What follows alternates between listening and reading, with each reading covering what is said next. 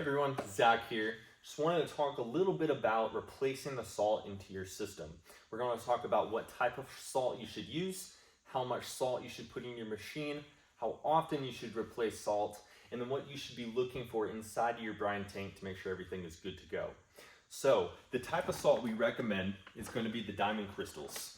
This is the exact bag you can look for. We do offer delivery on the salt if that's something you'd like to take advantage of.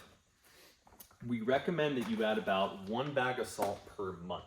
Here in Colorado, that's about the average. You'll go through about 40 pounds of salt to soften the water. So adding that extra bag in there.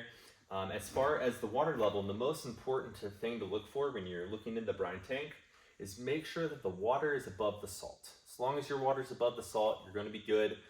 If the salt's above the water, it's going to be too strong, so we want to make sure we avoid that. And then the other thing that you will notice when you pour in more salt is the water is going to be a little bit bubbly. You may notice it's a little bit brown. That is completely normal. The salt that you put in there isn't completely washed off, so it's going to have a little bit of grime in it.